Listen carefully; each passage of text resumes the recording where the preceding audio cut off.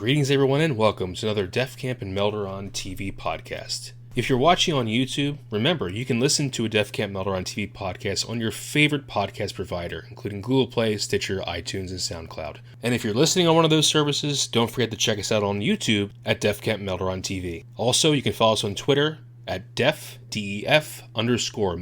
M-E-L TV. Thank you so much, and keep on keybinding and grinding. Hello everyone and welcome to another Defcamp Melderon TV podcast, and today we're going to be talking all about AQ40, the raid that's going to be coming out hopefully pretty soon. We don't have an official announcement yet from Blizzard, but hopefully we'll be sinking our teeth into that very large and a very painful dungeon, at least for some people. With me I have two veterans of Vanilla WoW. I have Ayle from the guild ONSLAUGHT on Skeram, my home server. Ayle, can you say hi please? Hola. And I have Bell from the guild LOWERCASE on the Earthfury server. Bell, can you please say something? Yeah, we're definitely from Earthfury, and we are LOWERCASE. There you go. I got it right this time. I actually have to write it down in our chat. So, first, before I say anything, I want to congratulate Ayle and ONSLAUGHT on their world record speed clear of BWL that recently happened this week. 20 minutes and 25 seconds, beating progress by 5 seconds. Can you tell us a little bit about that, Ayle? Yeah, honestly, it's the strength of NA being able to beat down all those EU guys. But no, honestly, we had a really great run. Very clean. It's actually the first time we've done BWL without anybody dying ever. So it's glad that everything kind of came together, and I think we could realistically shave off, another 20-25 seconds total, but that run was very clean and very strong for us. But definitely, it definitely adds some fuel to the fire with the rivalry between the Horde and Alliance and NAU. So it's good to represent the Horde and NA to be in the top spot right now. Yeah, I think there's only 3 Horde guilds in the top 30 or top 20, something like that. Wow. Well, I can say as a Horde all my life, it's good to see right on top. So, it's really good to see. And who knows how long it's going to last, but that's okay. You guys got there. You put yourself in the books. That's the most important thing. I just checked. There's 3 in the top 20. It's pretty impressive, Ayle. You guys pushed hard. Hell yeah. Okay, so today, like I said before, we're talking about AQ40, which we have the PTR, right? But the PTR does not allow testing of AQ40, only AQ20. What do you guys feel about that? Why is the Blizzard's reasoning behind that? What do you think? I think it's because they don't want people to get in the PTR and find out exactly what's the difference between the private server mechanics, right? There's a lot of cool skips that you have to do in P servers, especially as a speed run. I know with BWL there was a race to the first and fair and kill, and a lot of guilds were surprised, for example, going left side pulling the upper floor and so forth. So I think things like that they want to keep as a surprise for these top guilds and hopefully present some new challenges. I'm interested in if it's going to be pre-nerf Cthulhu or not. Do you know, Ayle, or do you have an idea? I would highly doubt it. If they do anything different, I would be incredibly surprised. I think the differences will be minor and just kind of what private servers didn't get right, little thing. But for them to revert something like that, I could never see them doing it. The reason why I don't think they're going to do that. So I have a counter argument, but I think let me start with the counter argument. If they did do it, do you think they just kind of want to do it to kind of show off a little bit and then detune it later? What do you guys think about that theory? I mean, it'll make for an interesting first day with the gates open, right? I know that I quit original WoW, vanilla. I quit right there, right? We got Twin Imps down, we went to Cthulhu, it was impossible to kill. We were at it for a month, and I said, I got better things to do with my life. Yeah. I came back, obviously, when they fixed it, and we killed them and did some knacks, but I came back to Classic WoW just to kill Cthulhu and do all of that. The only reason I think that they might do it is because 5 Pre-Sakar, which was, of course, not cleared in Vanilla, was cleared in private servers, but was not cleared in Vanilla, was taken down day 1. Mm-hmm. And they may want to put in the last vestige of what was in the game that was actually really hard to do, and just to see if it's doable and then detune it. Of course, that would ruin a lot of guilds, like the World First race, or not ruin it, but it would extend it out potentially. And I get your argument, Al, because I think that to do something like that, which really only affects, well, it affects everyone, right? But the people who really be hurt by that are the vast majority of the player base, which is why I think they wouldn't do it. Is that kind of why you think so? That's pretty much exactly it. Like AQ is already tough for the average guild to go through, especially in a first time going through. I remember even in my guild in vanilla, we wouldn't clear AQ every week. Like it is a long dungeon as well, right? And that run back on Cthulhu is brutal. So I really can't see them doing that. Like I said, if they did do something like that, which like I think there's like a 99% chance they wouldn't. I think it would eventually get nerfed again for sure. So I'm jumping ahead here, but do you guys think that Cthulhu was overtuned or was he broken? So what I've heard is that Ian's theoretical impossibility was based upon damage values of players. It wasn't like it was impossible with any DPS, right? It's impossible with what they saw, and he was basing his numbers off of potentially, I mean, let's be honest, numbers that are being shit on right now by people in Classic WoW. I was looking at my screenshots of my pre-BIS DPS back in the day when we were all in Invictus, and I was doing like 400 DPS as a warrior, which is ridiculously high compared to like my mage back in the day in AQ gear with like everything BIS. Right, and I saw in your most recent speedrun Ayle on Veil, which of course has unlimited rage, right? But still, warriors are pushing their 3,000 DPS. The best rogue in the world is 3,000 DPS, I think. Yeah. Yeah, so obviously that was a different time, so the numbers are different then. The guild was unkillable for two reasons. One is his raids DPS wasn't high enough, right? Mm-hmm. But as well, the boss had a crazy amount of bugs. No pun intended. It was unkillable because you could get tentacles, the normal like bursting tentacles and things like that spawning inside the stomach, which made it, impossible. You didn't even see it, and it would blow up your tank or something. Yeah. So like you'd get a guy go into the stomach, and then a tentacle would spawn and one shot them, and then you're not able to actually proceed through the phases. So yeah, I think the word mathematically impossible, I think it's just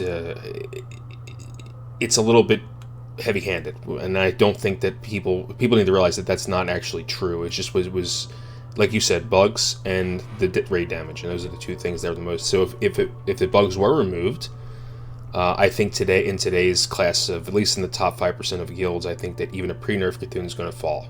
What do you guys think about that? I think Cthulhu will die first day. Regardless. I think at the time it was DPS that they couldn't do in the raid, and like Elitist Jerks was one of the cutting edge guilds at the time, right? So I think his numbers were probably fine for the time of having a balanced raid, without 30 warriors, right? Or right. 30 melee. But yeah, I agree. I think it's definitely probably going to go down first day. Do you guys think that maybe they'll keep the HP to make it a little bit more difficult DPS-wise, but fix all the bugs with the tentacles growing in random places? That'd be like a good happy medium of still keeping it pretty difficult, but... I don't think they're going to do anything different than what's in the data. As well, they don't...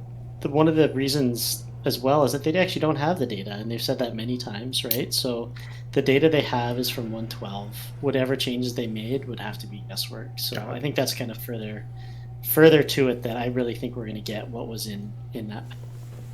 That's good points. Well, let's move into the overall aesthetics, and I know, Bill, you want to talk about this. Aesthetics, not just as the look of the dungeon, which I'd like to talk about because I think it's amazing aesthetically, but also the way the trash is built to kind of maybe teach players as they go on mechanics that are coming up in the future. Yeah, I think AQ is the first real raid that we see proper design. We said that about BWL, but even then, the bosses were pretty easy. The mechanics were pretty few. We start seeing like Skeram, for example, just splits into stuff and requires more coordination. We see the trash itself teach people how future bosses later in the dungeon are going to react. Like we have the trash right before Sartura, there's a spinning thing with the whirlwinds, and then you see the same model on Sartura from their ads, and you're like, oh wait, that's going to be spinning, and we need to figure that out. And like the big Nusabathian, I don't know how to pronounce that, those big dog things, they teach you things, right, about separating and getting close and so forth. Even the big tunnel going into Fankriss, right, that feels like the suppression room, and how you have certain stages where you deplete your mana to AoE them down and bunch them up together, and then you have mobs like the Hatchers, right, that are coming at you. You have to kill those. Those are harder elite, so you have to tank and kill before you move on to the next step. So I feel that design is building on the experience of previous raids, but it's still unique and more interesting. And we're going to go through all the bosses, but yeah, I thought that was really interesting as I was trying to understand a little bit and looking at old private server videos. I didn't experience it in the last 14 years. I just came straight from vanilla to classic. And so seeing that, it was a lot more...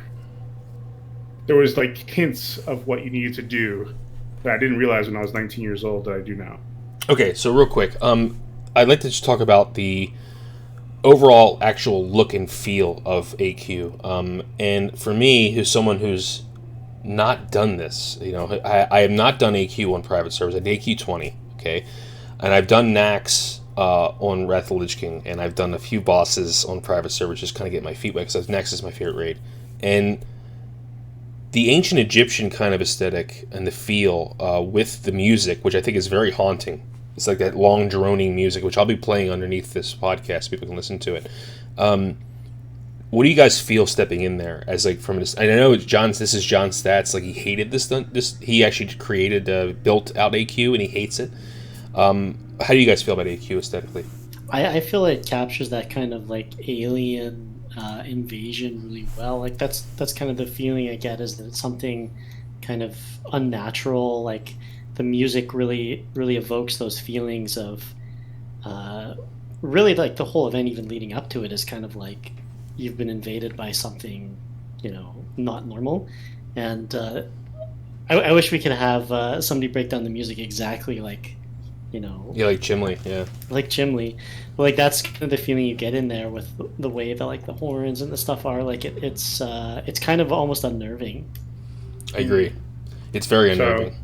So I'm split in my like for it and my not understanding it, right? Because I read the old Warcraft books and I understood that Warcraft world, and this is like the first shift I feel like into this.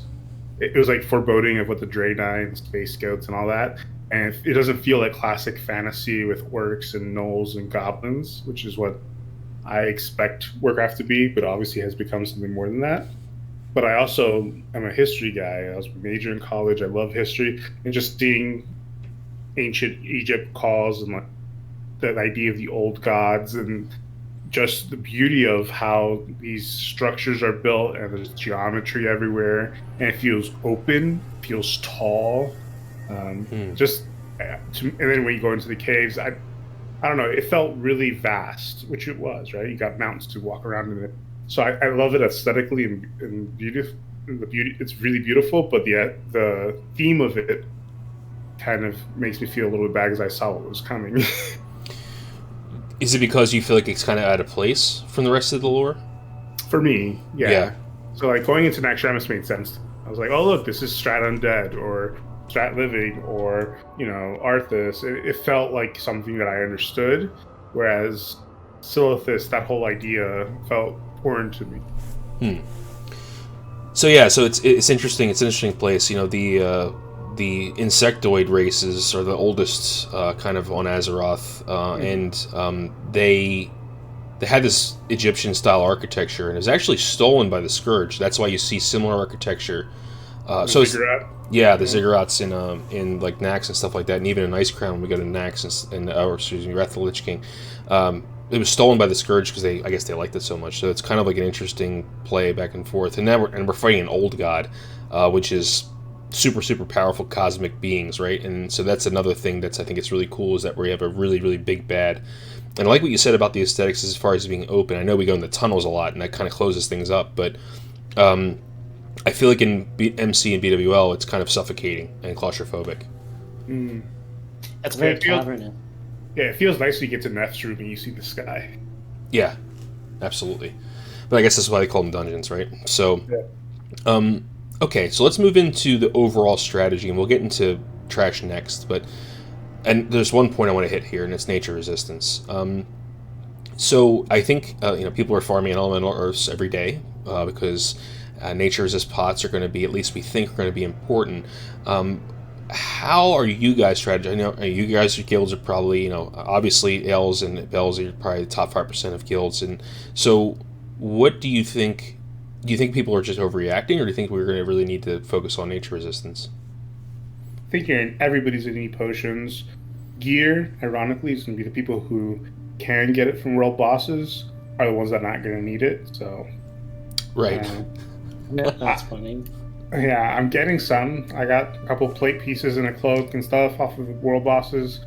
I don't plan on ever putting it on as a main tank, especially. But if ever I'm on off tank, I'm soaking or DPS. I mean, I just don't see it. But again, you remember the fights a lot better. You did it in private servers. Tell us what we should expect as far as nature resist. Viscidus and Huhuran, I think, are the only ones really even close to needing them, right? Yeah. Yeah, on private server, the guild I was in was kind of like a mid-tier guild. We cleared everything, I think, in the first week. We used nature resist for both Huhuran and Viscidus. So I was expecting the same.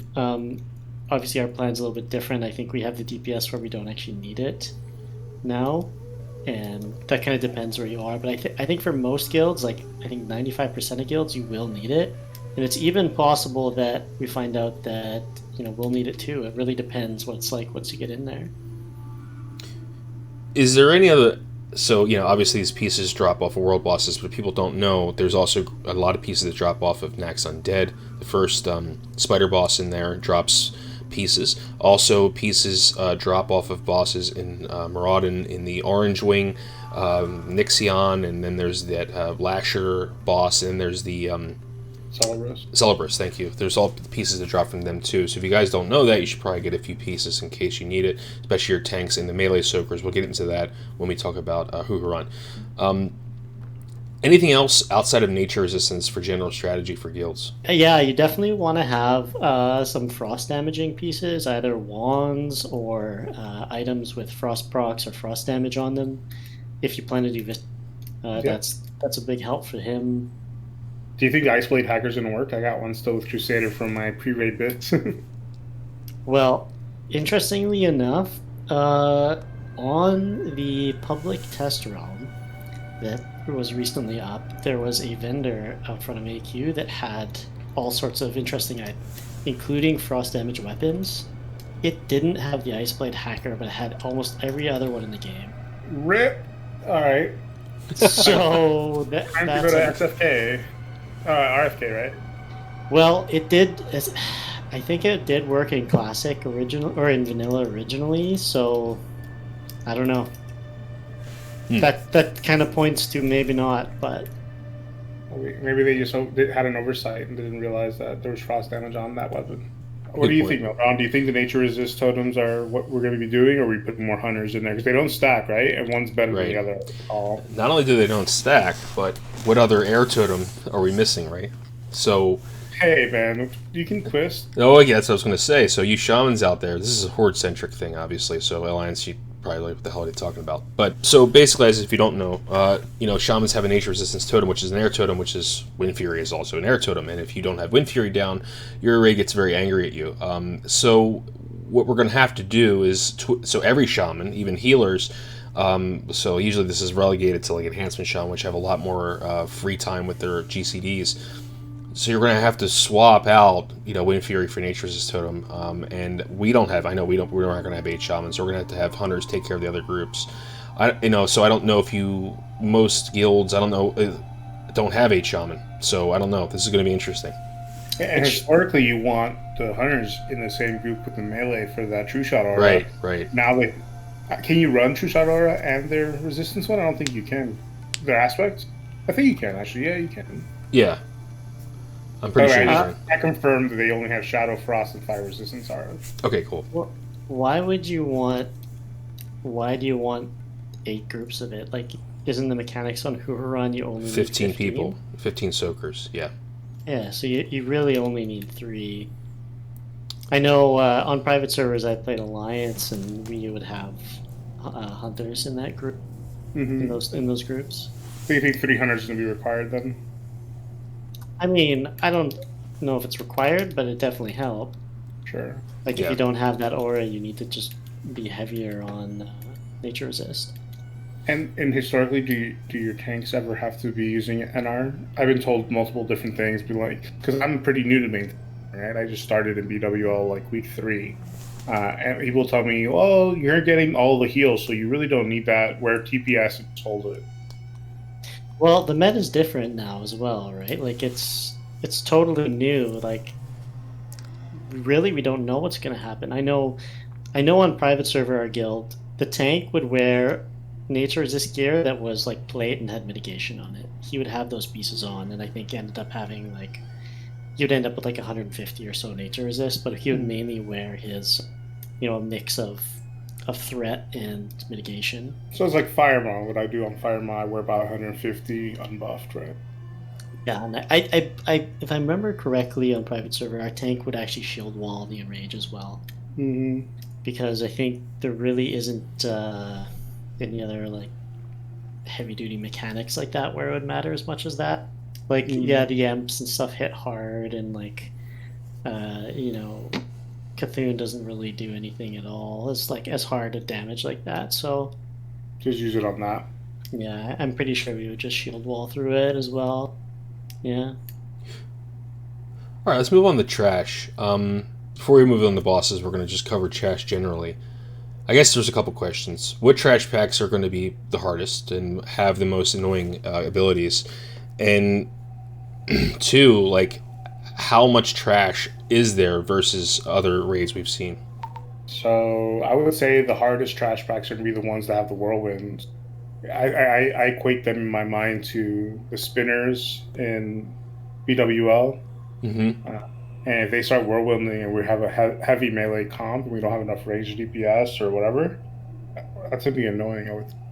Do you agree with that, Ayle, or do you think it's the big meteor guys? The hardest trash is the trash after the Twin Imps. For sure. That trash alone, just going from Twin Imps to Ouro or Cthulhu, might take some guilds an hour. I thought we all assumed we were all going to skip that trash because it's literally half the... Well, that depends on a lot of things. The aggro radius, the way they patrol. It was doable on private servers under certain conditions. Did you skip all of it, or did you have to do like 1 or 2? We would end up skipping probably, I think, 5 or 6 packs up until the room right before. Cthulhu? No, right before Ouro.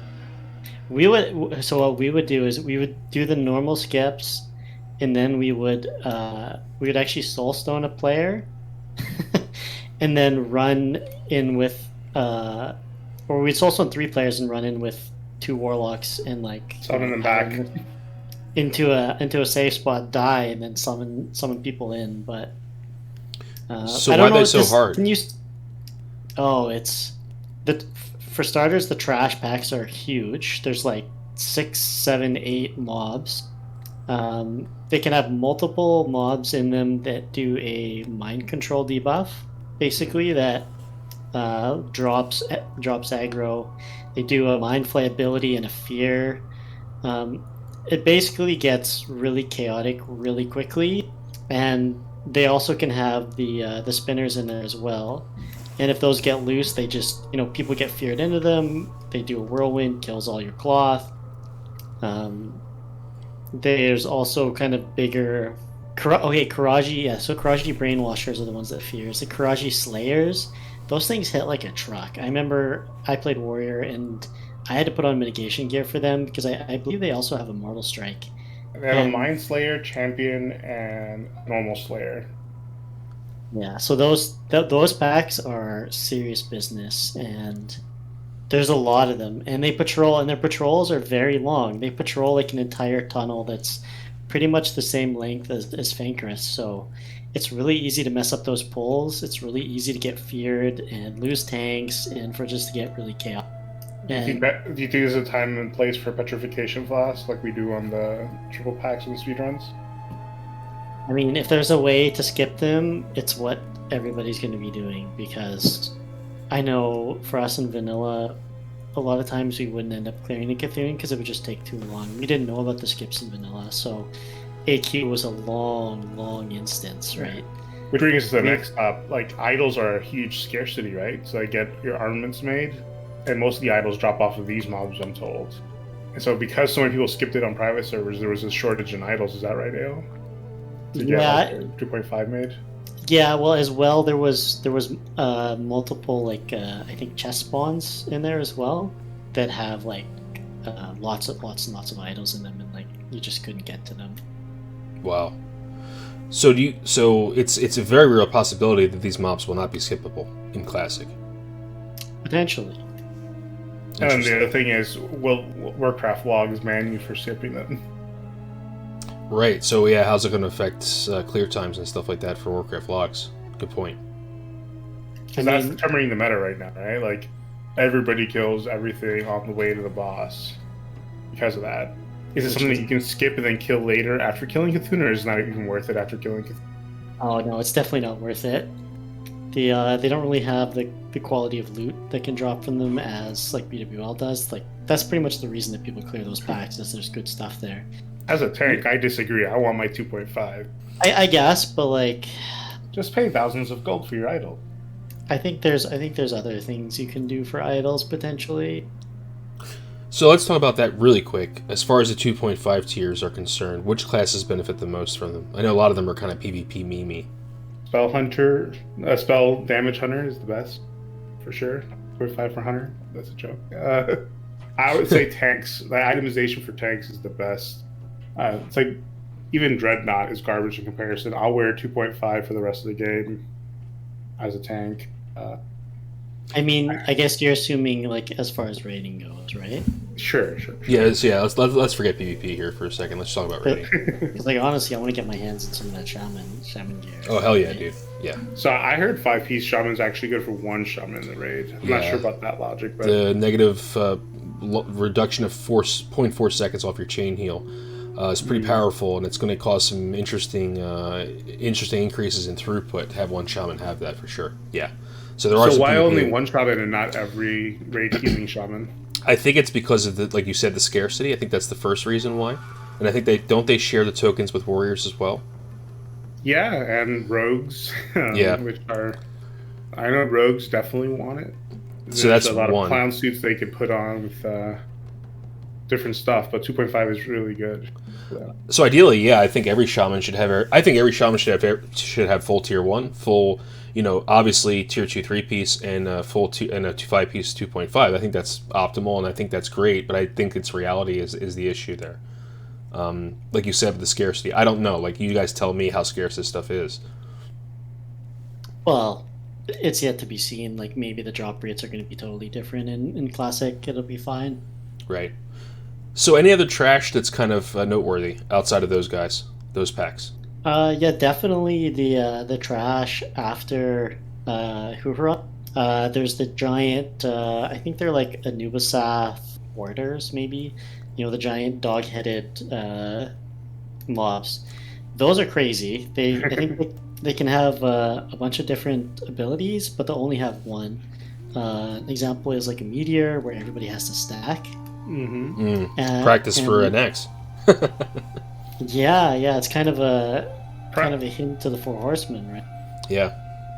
So I'm telling you, their trash is really well built, and you can see the themes going up in the mechanics. Even going into AQ20 is practice for that.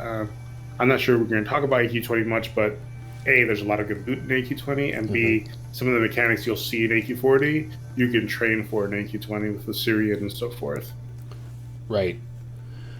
Yeah, I think AQ20, I mean, that deserves some discussion a little bit, but I think that, it is technically a catch-up raid, and I think that it's going to be cleared by the vast majority of people. So, I think that it's good to kind of focus on AQ40s. I think that'll be the most difficult, obviously, and the most challenging. But AQ20 is definitely a lot of fun. I enjoy that raid. I got to do that a lot on private servers, and there are some tricky mechanics, though. It's definitely a step up from ZG. Would you guys agree?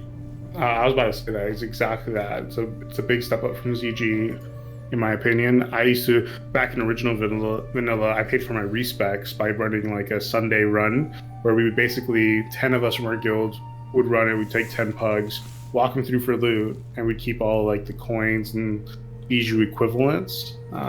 And it was hard enough that people would do that and be okay with us taking all that stuff. Wow. It was good money. Yeah. I remember when we first started doing AQ40, we didn't have mounts. It was the worst when you'd wipe on like Bug Family and having to go all the way down there and trash would respawn behind you. That's going to be the biggest challenge, I feel like. Right. People want...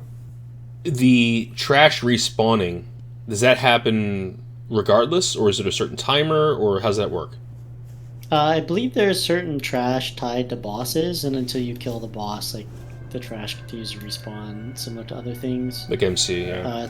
As far as timers and stuff go, I'm not exactly sure, but I do remember trash being an issue as well. But that being vanilla, I don't know if it was a little bit quicker or if it's just that, you know, we were not as good in vanilla. Right. Now, as far as the mounts are concerned, do they drop randomly off NPCs, or is it like something that drops off bosses? And does everyone actually need them? They drop randomly from like all trash. They don't drop from bosses at all, and people don't like need them. But like the instance is so big that you kind of need. Yeah, you should give it to the person that dies the most. Gotcha. So, how many weeks would it take for your whole raid to get these? Would you say, just an estimate? A month. Oh wow. Okay. So until then, you're going to be kind of staggered. Yeah, that's the question.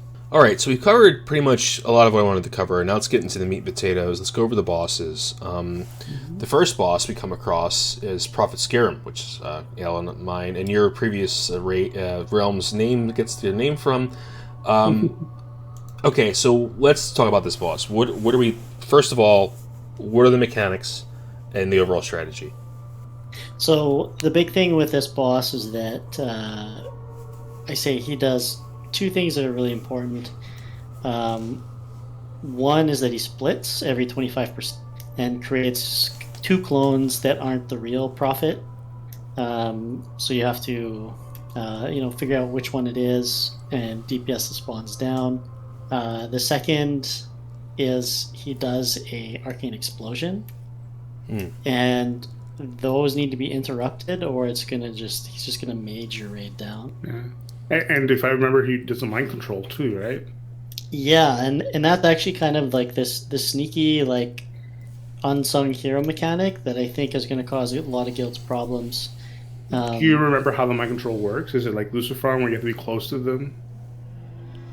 So they're close to the person getting it? Are we going to be able to put like grounding totems like we do on Lucy to absorb the mind control?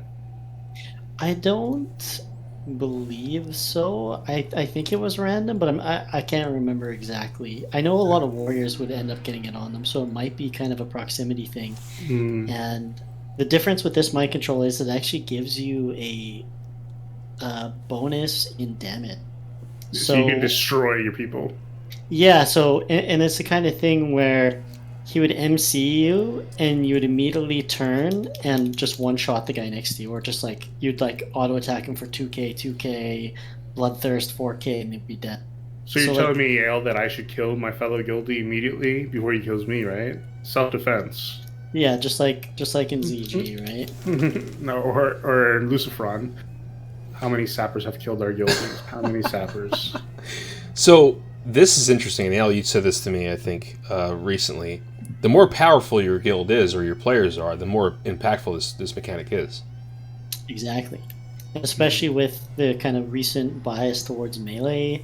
It's, if one of your warriors gets MC'd, he can't be feared. A sheep takes 1.5 seconds to cast. Like, that's almost enough time for him to kill somebody. So he needs to be death coiled immediately, or... Palm sheeped. I remember doing that to them. So I played as a mage original vanilla, and that's what we did. So there was a couple of strategies, really. We had all the rage obviously on top of the platform, which was really helpful. just because it makes you not be near the melee who you're about to be mind controlled.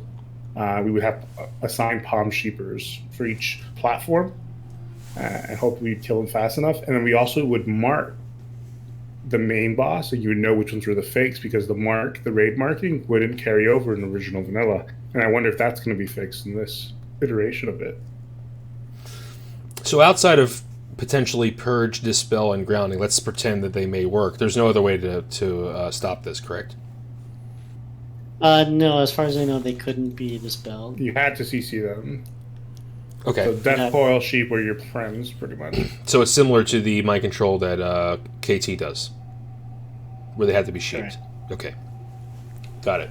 Yeah, so this is good. Coming from a person, so I feel like I'm the audience here because I don't know, right? So I'm going to be asking a lot of questions that may seem kind of dumb, but I like to kind of get... We're doing our first practice next week, so I kind of want to go in a little bit informed. I'm using you guys for that. Wow, sweaty. Ulterior motives, yeah. So we're going to be testing it, and we got everybody... There's some stuff set up for them last night, and we're going to be seeing how we do. And it's a lot better on a your own PTR, because you can just, if you wipe, you can just spawn back and stuff like that. You don't have to worry about running in money and stuff like that. So I know a lot of people are probably thinking that's kind of crazy, but we're going for a week 1 clear, and we want to make sure we're able to do it. So that's why we're practicing. Okay, so anything else we need to cover on Skeram before we move on? I was going to ask you if that worked in private servers. Does putting a rating marker on the real Skeram, does that actually work for you guys back then, or no? I don't believe it did on the private server. We're on the split would clear target marker. So I can confirm that in original vanilla it worked. It did. I don't know if 1.12 it does, but I remember in the original vanilla that was the strategy we used to use back in the day. What other ways are there to tell? The health pool, or is there any other way to tell? Yeah, they have obviously less health than the main boss, right? So they'll be dying much. Okay. And you basically have to have your raid spread out between the platforms, because the splits still do the same abilities as the main boss. Mm. And so, it'll arc an explosion. Those need to be kicked. It'll do the earth shock and things like that. So, yeah, basically, you have your raid split up, and you DPS the clones down first because they'll die much quicker. They have much less hit points, right? Gotcha. Okay, good to know. All right, so moving on. So the next boss you come across, correct if I'm wrong here, is Battleguard Sartura. Is that correct? Yeah, just some trash, right? Yeah, if you're not going for the bug family, that is. Which you all should, because they drop really good loot, guys. Do it. So maybe we should do that. Let's go over the optional. So let me know what the progression is.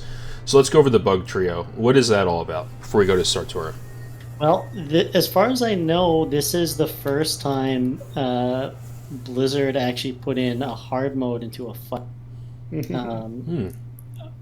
Basically, there's 3 bugs. They call it the bug family because there's a big one, a little one, and a female one. Yeah. Princess Yoj, Vem, and Kree. Lord Kree. So they drop really good loot, enchants. The threat one, I know that, and I think he's 25 agi or something like that. 15 agi to gloves.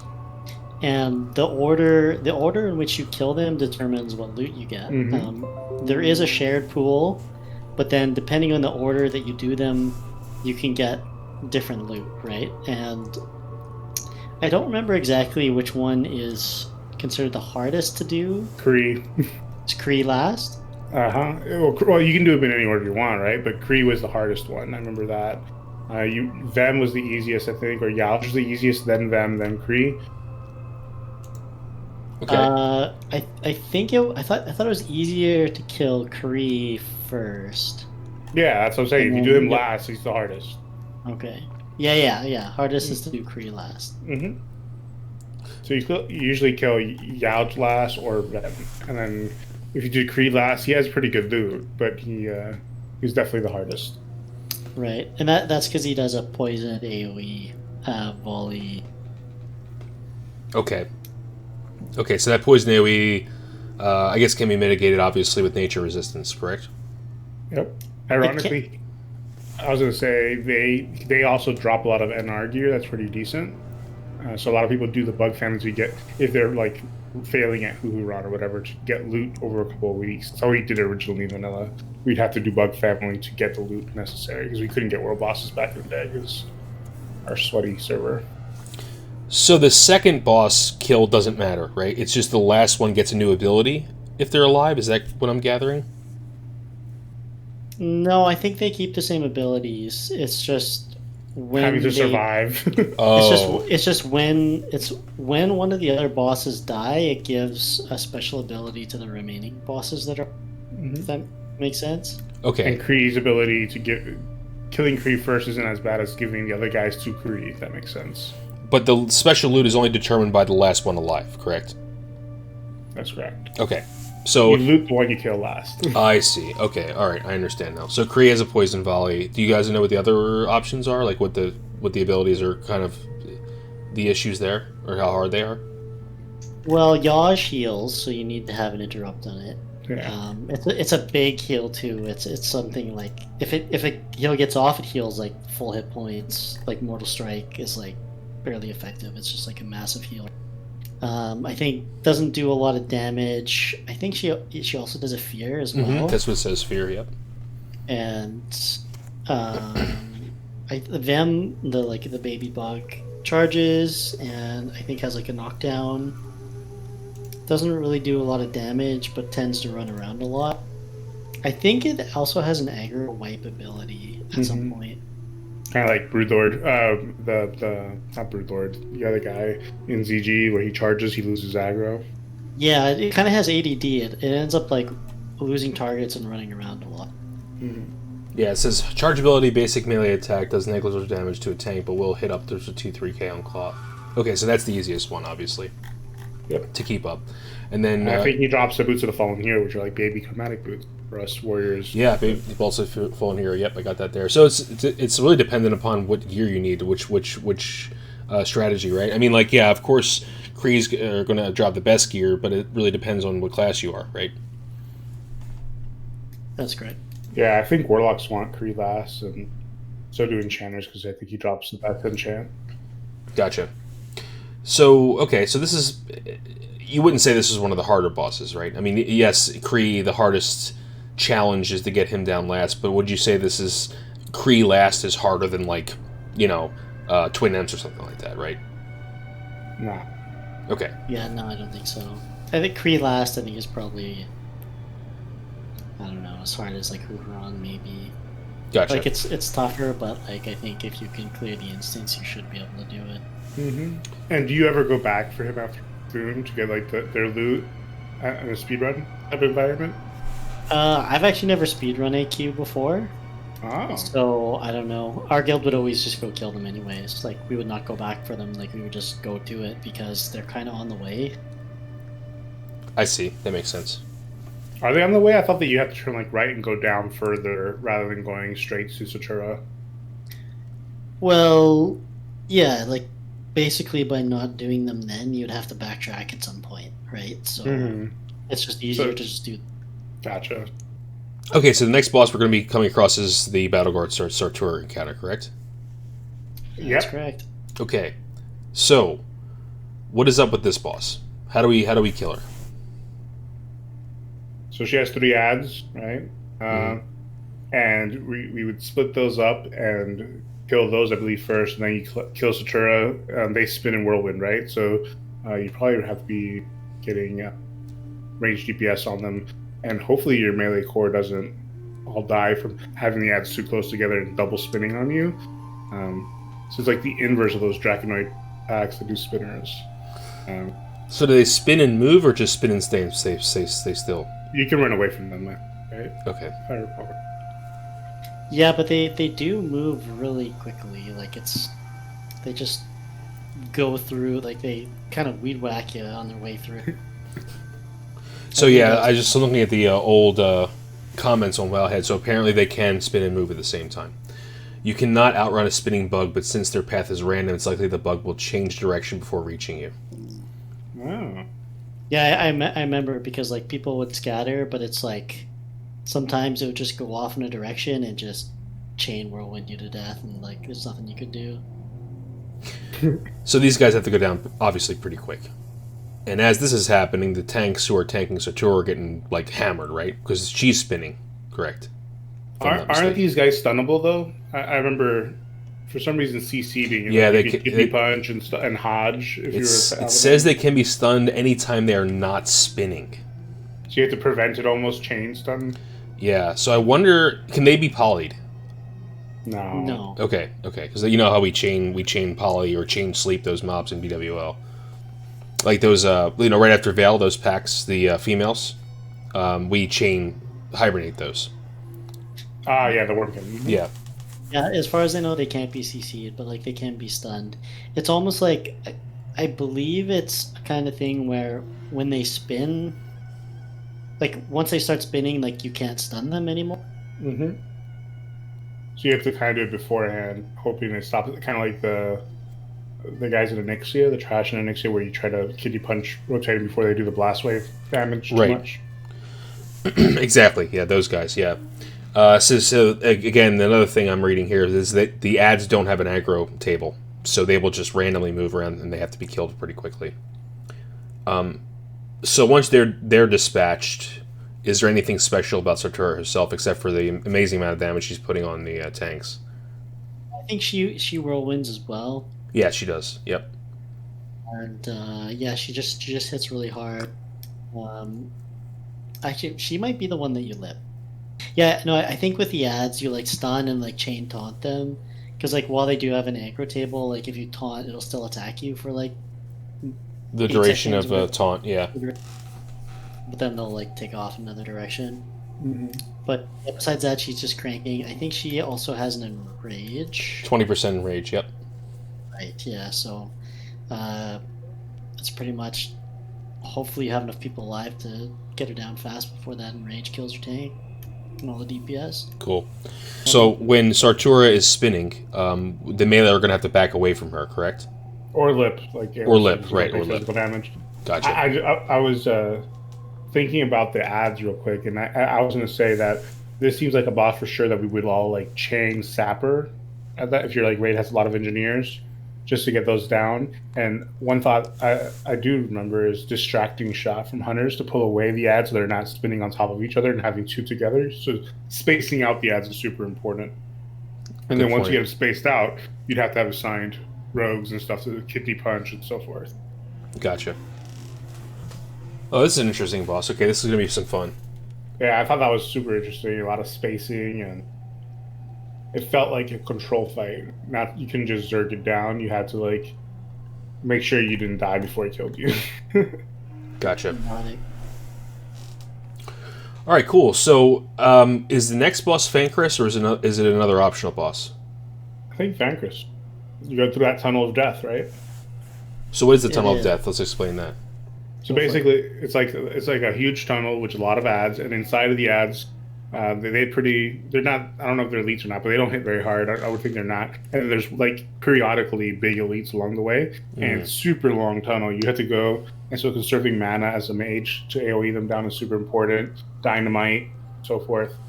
Think of the suppression room without the suppression devices, but a little bit harder on the mana and damage. And they respawn just like the suppression room does as well? Like they do. Okay. They do respawn, yeah.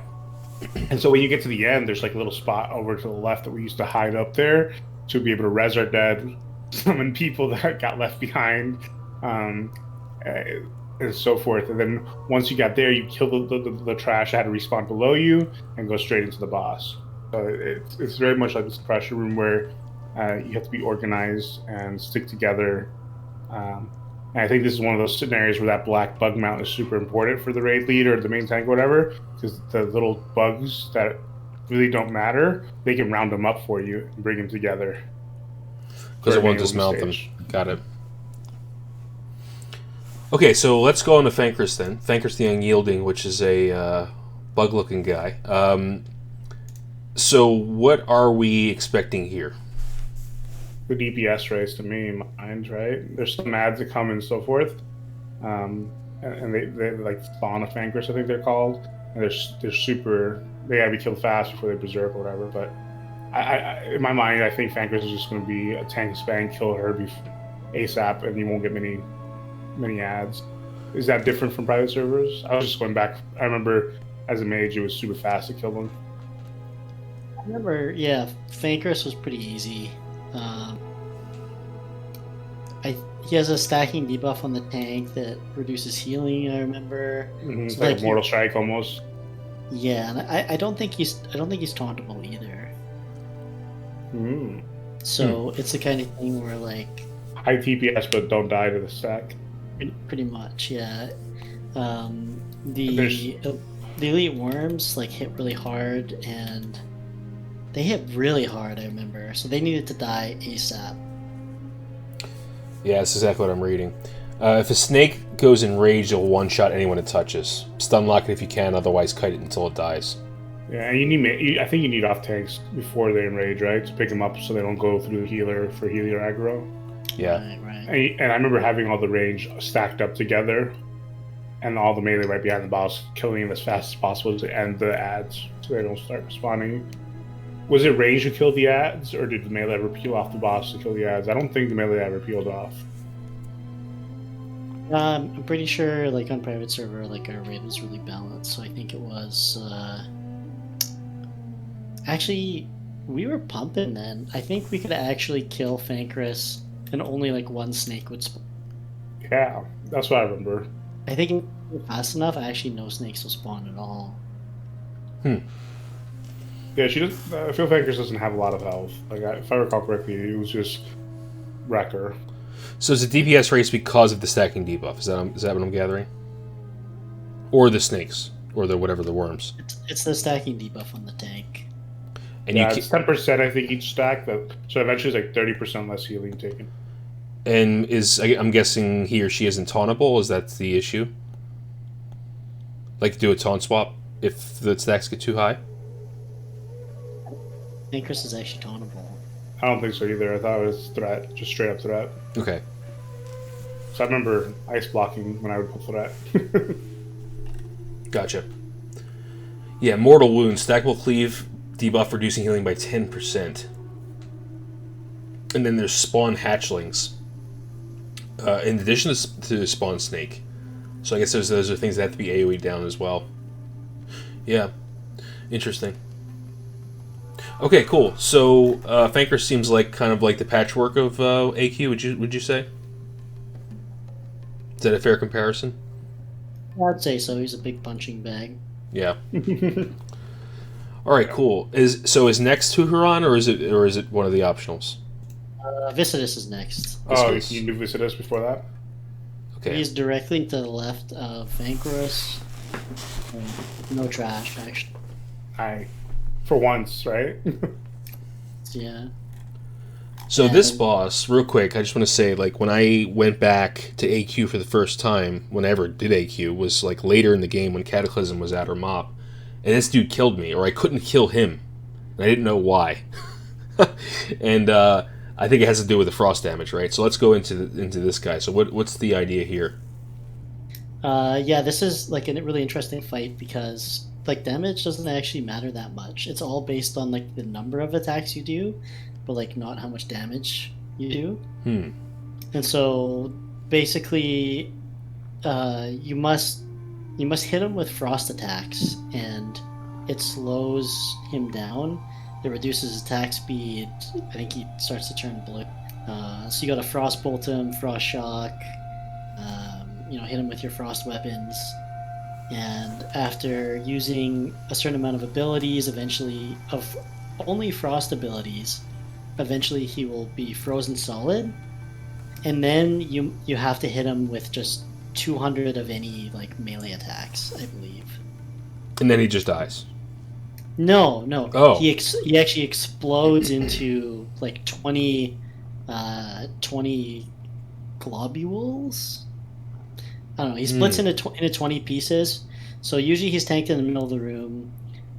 Once you successfully freeze him and shatter him, he splits into 20 pieces. All those oozes move back to where you split him from. And what you have to do is for every ooze you kill, he loses 5% of his hit points. I see. That's super fun. I didn't remember that at all. We must have been skipping him back in the day. Yeah, so funny enough, for the longest time, he was the only boss I'd never killed in Warcraft, because my guild actually never did him, and he was too tough, the strategies weren't really well known, people weren't sharing information, things didn't spread, so we couldn't kill him, we didn't know how. So, obviously that's a bit different now, but he's actually pretty tough, because he does a crap ton of nature damage. He does I think he does like a fart cloud, and he does like an AoE. A volley. Volley, Yeah. right? And I think it can be dispelled.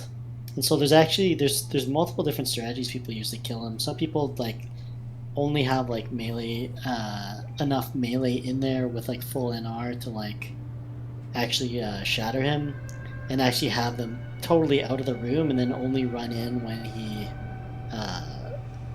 after he explodes to kill the globules. Some people just have like full NR on the whole raid, and they have them in there and just like brute force it. It's a really different, unique boss, because it's actually like for speedrun guilds, like it's tough to, you can't brute force it with damage, right? You have to use alternate strategy. It's all mechanics, it feels like, right? I've never killed him again, so that I'm with you in that, and I'm really interested in seeing how that looks. It sounds like a fun fight to me. So this is a boss where I think the large melee groups, this is actually going to hurt, right? Especially for the first phase, at least when you have to freeze them. I wouldn't think so. I think as long as everybody has a weapon that does frost damage, right? Okay. Yeah. So like I know we're farming those little daggers, right? I had an isolated hacker. I assumed that would be enough, but there's plenty of other daggers, BOE stuff. There's been a whole theory crafting like thread on Reddit about it, and like Hammer the Frostwith, I think, or something like that, is really popular. It has really high like procs, haste and speed, and getting as much like attacks is super important.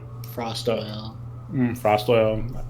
I've heard all types of cool stuff that people are theory crafting for this fight. I mean, alternatively, mages obviously, and wands and frost shocks can help as well. So, yeah, warlocks definitely need to get a frost wand. Gotcha. And any priests or something like that, right? I just was wondering about for Viscidus, when he spreads into little globules, do you know if he's AoEable, or do they have to target like in the Nightmare Dragons? You can AoE the globules, but like when he explodes, they go in like they spread out evenly in all directions. So you can AoE them all when they're really close at the end, but if you don't get it before they get to the middle, it like reforms him, right? So it's kind of risky. I wonder if Blizzard slows them down from getting closer to the center. It can't be slowed at all. Gotcha. So again, probably another situation where you have like groups of people separating them down and doing dynamite and stuff like that, right? To get as much AoE damage and get as much of the percentage of his health down, I would assume. Yeah, I think that's what a lot of the teams do, is they sapper. On the private server, we actually did the other strategy where if you're 100 yards away from him, you don't get hit by his AoE. I don't actually think Blizzard intended for this to happen, right? Because basically you have your whole rage who doesn't have NR, outside of his range, and only moving in and out depending on what stage he's in. Which is interesting. I feel like originally they intended for everybody to be in range of that, and just to like deal with it. Yeah, because that would have made him a much more difficult boss. He's actually, once you have the NR on your people who shatter him, I think he's pretty easy with the strategy of everybody stays outside of 100 yards. They only move in to kill, once he shatters. I'm reading here there's 20 blobs in the room and there's 10,000 health on each. And for each blob that dies, 6% of his total health. So every time he splits, he can lose 20 times 6. That's 120. So what? I think it's 5%. I'm sorry? The ads have 5%, I believe. Yeah, it says each blob removes 6% of the total boss's health. But there's 20 blobs. So if you kill all 20 blobs, that's his whole life, isn't it? He can die in one phase. Yeah, if you kill them all, you can die in one fade.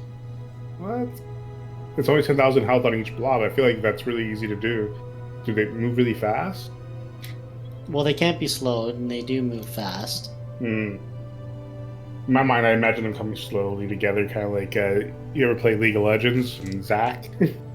Oh yeah, no, they're definitely faster at that. They're at least full player speed, and they can't be slowed.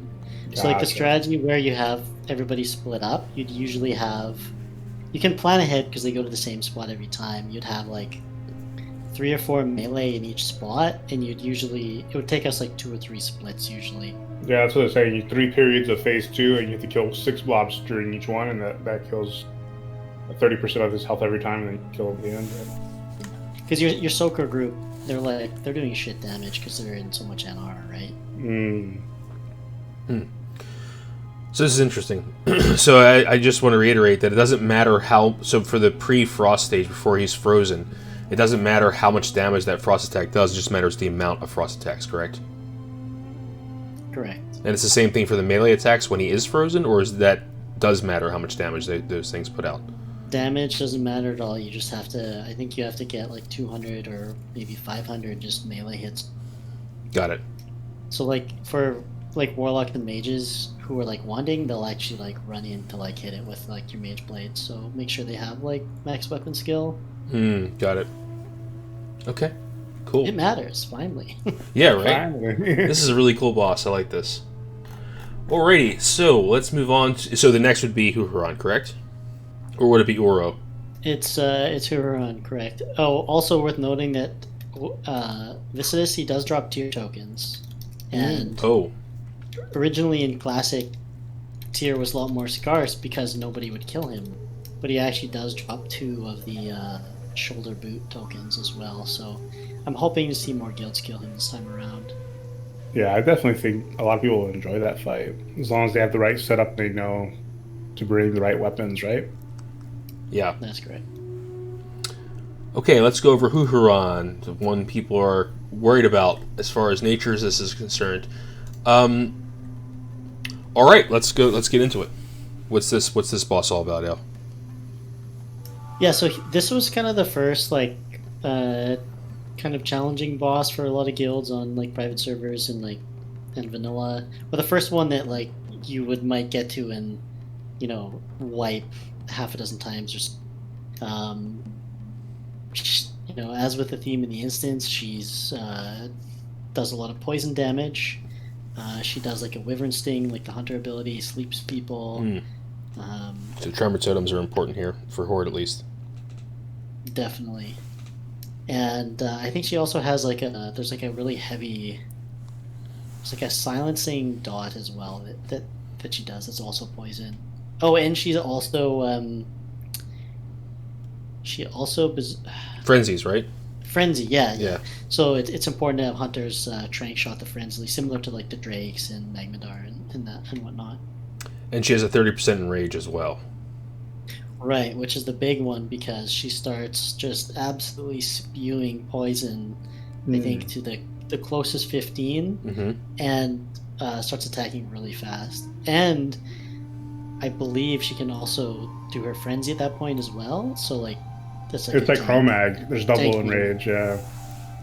So she has a permanent frenzy for sure at 30% health, and she'll like do the volley like you said, and has twice. Her speed is doubled. Her attack speed's doubled. So it's definitely important for hunters to be on top of that, not be at that point. I just started playing a hunter, and on Chromag I'm all the time. And because I've like told myself, stop DPSing, save mana, because you need to turn off the enrage, especially at 20%, because the other enrage, the berserker state, the permanent and berserker state, is off. So I have a question for tanking. Since she's immune to taunt, and I'm assuming your tank will be one of the 15. Threat's gonna be tricky here, huh? I would say I'm not wearing nature resistant, and I'm gonna get overhealed, right? Okay, so that's the strategy. You'd rather overheal your tank versus okay. And I would say the melee core around her probably have good NR, but not like I still think you're trying to race her down. I think you can kill her after like how many volleys does she do? Like before you kill her in private servers, Ayle? I think it was either every 2 or 3 seconds until she's dead. From 30%, so you have to. 30%. Yeah, you want to get her into execute stage as soon as possible. That 30 to 20 point is really what you're pushing for. So this is basically, we were talking about Veil, and you'd say that there's if you can kill Veil in X seconds, you'd have no problem in this. And what is that number? Has been thought about? Well, she has 1 million hit points, right? Mm-hmm. And how much does Veil have? I don't know. Let me see if I can find out. I'll go with my pod. I think 1 million hit points is the equivalent of like somebody said. What was the boss they said? He said a boss that I knew, like, was it Hakar or something like that? Maybe Hakar. Somebody said it was like Hakar's health, and you can kill Hakar.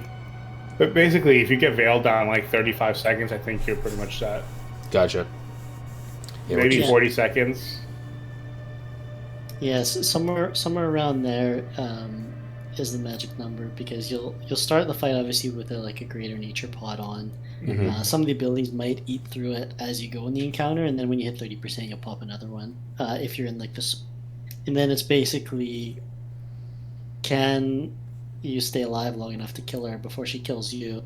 So I'm looking at my VOD here. Veil has 997,000 health. So it's pretty much Veil's so it's life. the Veil fight basically. Right. More nature damage than Veil does fire damage, I'm assuming, but yeah. Okay, this is really good to know. All right. So essentially, it really depends upon your raid and how good you guys are. Whether you need to stack NR gear. I think everyone's going to be using potions. And that's kind of the thing here. And to get her down to, you want to get the 30 to 0 as fast as possible, obviously. And that helps, obviously 20%, she's going to go down quicker because of execute. But, okay, so this is an interesting fight. So basically, a lot of AoE damage. She has a sleep effect. She has to be tranked, hit the trank rotation, and at 30% you have to get ready to heal and kill fast. Mm-hmm. Okay. And then you get to the real boss, the Twin Net. Right. So is it Ouro first? No, Ouro's right before Cthulhu, I believe, right, Ayle? Yeah, that's where he is. Okay, so let's go to the Twin Imps, Veclor and Vecnalash. So this is an interesting fight because a class in the game gets to do something they don't normally do. And that's Warlock's tanking. So I know there's two of them. They have a shared health pool. I know that. I've done some research on this. You have to keep them separated because they will buff each other. Is that correct? You got to keep them separated because they will start healing each other, I believe. Okay. And the heal is huge. It's like, I remember being like 10-20%, and they'll repeatedly. So it's the kind of thing where if they're too close together, you won't be able to out DPS the heal at all. Gotcha. Even for speedrun guilds, they have to be separated. Mm-hmm.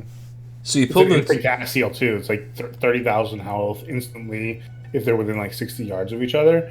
And one of them only takes melee damage, and the other one only takes magic damage. I know that. So we would always split up. So Vecnalash is a powerful melee boss who is immune to magical spells and effects, and Veclor is a caster who is not immune to magic, who only takes melee. So I'm assuming that your melee tank is going to be tanking. So obviously your warrior druid is going to be tanking Veclor the whole time, correct? Or I should say a warrior or a druid, correct? Correct, but they actually swap positions every so often, every 45 seconds. Mm-hmm. And because of that, you're going to need a melee tank and a soak tank on each side. Gotcha. On the private server I was on, I believe you could actually tank one. You could tank the caster one using battle shouts, as long as nobody was stacking it. I'm not sure if that is Blizz-like or not. We usually just ended up having Warlock Fury Pain. Yeah, one tank on each side so that you could DPS them.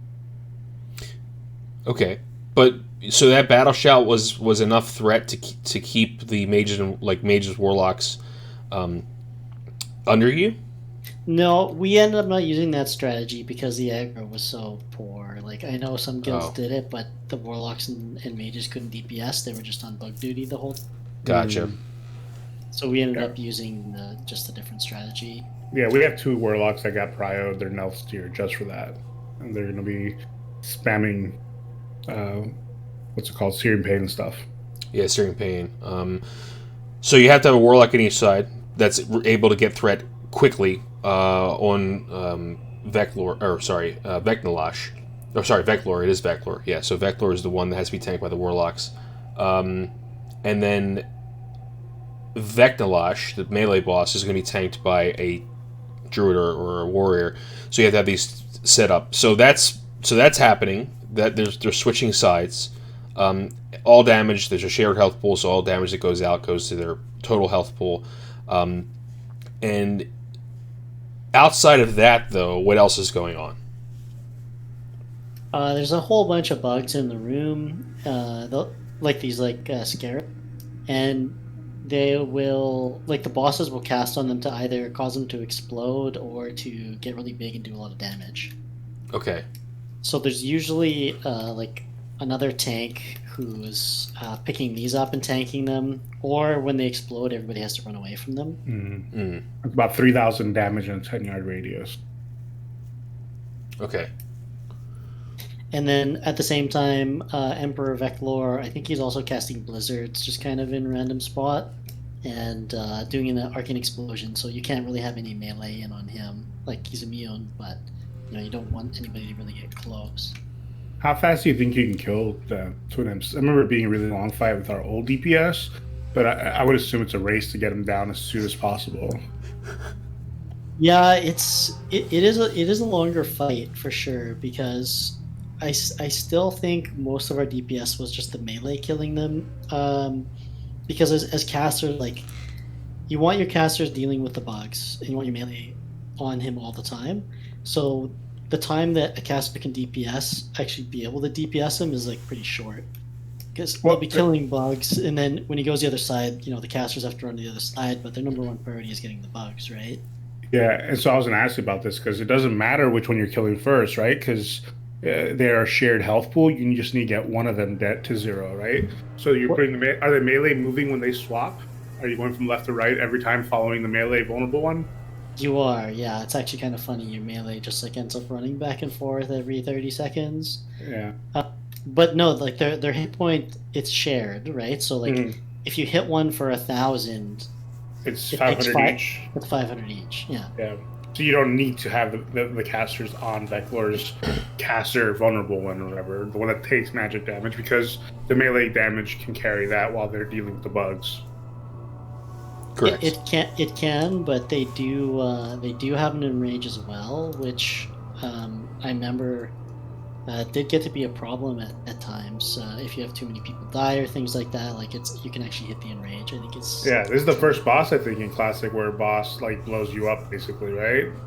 That isn't based on their HP, but rather time. I guess Fail, right? Fail gives you burning adrenaline, but I think actually, does Fankriss have like a hardened rage too? I don't remember Fankriss ever, because we killed her so fast even back then. I think a few of the bosses in here do actually have like an enrage at 10 minutes where they go like supreme and just. So Twin Imps is 15 minutes. I remember that. It's 15. Wow. Yeah, so it's a really long fight. I don't think anybody's gonna get to that, especially with the melee DPS doing so much damage nowadays. But I don't remember any other boss having a hardened rage on a timer. Do you, Melderon? Not in Classic. I can't think of one. Yeah, my only thought is that burning adrenaline on Veil, like eventually, even if you keep the tank up and rotate through multiple tanks forever or whatever, you'd have to wait for her to cast burning adrenaline, or him to cast burning adrenaline on enough people to kill your whole raid. Even, I don't think there's anything based on times, right, with the arcade. Yeah. I'm not sure. Okay, so this sounds like an interesting fight. So apparently, Vecnalash is going to be hitting your tanks pretty hard, but Veclor also has an arcane explosion and spams shadow bolts that hurt too. So there is extra stuff that's happening. It's not just they're just sitting there, right? Have you guys practiced yet your warlock tanking skills on Nixia? Because that's what we do every week. Oh, that's good. No, we have not. Let your warlocks just go ham and try to keep them up. Oh, let me say, I should say this. We haven't done it on purpose. But Belock has done it. Yes. Yeah, and Straylock as well. Yeah, we had people that actually pulled, you know how the phase 2 transition can be. Yeah. Interesting. Okay. So this seems, in theory, a very simple fight. Would you guys agree? Yeah, I would agree. I think it's to be chaotic first, especially range, right? I think melee have to go back and forth. That's pretty obvious, and tanking to be pretty straightforward, especially since you can Searing Pain, right? It's really high threat, but I think the range casters are going to have a lot of fun with it as a mage or a warlock, a shadow priest or warlock, or whatever, hunters. Dealing with those bugs because they blow up and it's just landmines. Like I don't know, I don't remember the fight. I remember being long and running out of mana a lot. Yeah. So I don't know how it's going to look like now with melee DPS destroying that. Yeah, I think it's a fight that execution matters a lot. A lot like the Ouro one. Not Ouro, like Viscidus, right? Right. Knowing the mechanic is super important for all 40 people. And it's a pretty big healer check as well, because the damage, especially on your caster tank, can be really spiked. Because he's going to be eating like really high damage, like 4K shadow bolts, and maybe like if he gets out of position, blizzard or arcane explosion, which can lead to a wipe. I wonder if we're going to need like Flask of Titans on our warlocks instead of like spell power. Interesting thought. I never thought of that. I just thought of it right now, like because I know as a tank that wears like I have a leather helmet and gloves, so I use Circular Restless Streams off the world bosses. I value having a high health point like pool because my armor is a lot less. So if I was wearing cloth and trying to tank a boss, I would think that just massive amounts of health would be helpful for the healers to be able to keep him alive even after he gets crit by a lot. Yeah, I think they do a split between health and shadow resist, don't they? Mm-hmm. That's what I think Kree is for. He drops a lot of shadow resist stuff that is really good for clothies. I think there's like a robe and ring or something. I wonder if they like wear a stone shield pot.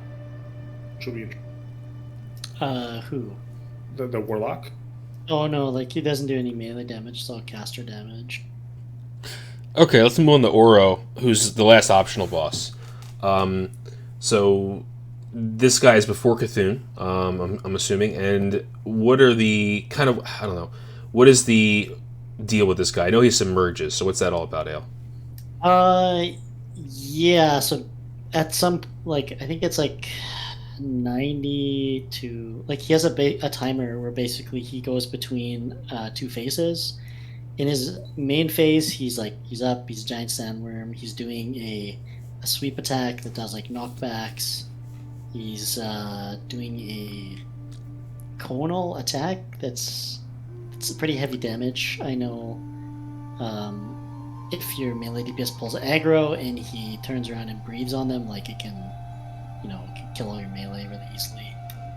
And then when he goes to his alternating phase, he will burrow into the ground and then spawn a bunch of little bugs and do ground rupture damage. And you basically have to kill these bugs, and it's kind of just like, it's almost an intermission. Those bugs are pretty easy to kill, and it takes a while for them to come back up. So I'm reading this here. It sounds like that he may like disengage one of the tanks from battle. Is that true, or is it like you have to just do taunt swaps for another reason? Yeah, I'm not really sure what that is. Yeah. So they'll rotate as Ouro sweeps the engaged tank away.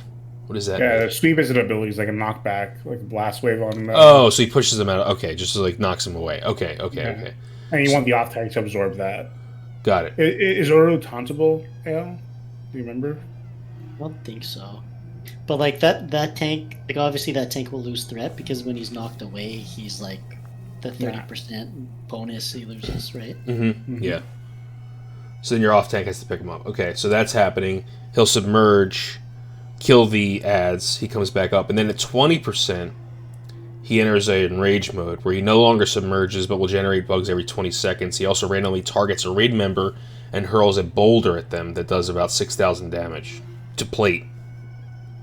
Is there any way to protect those people?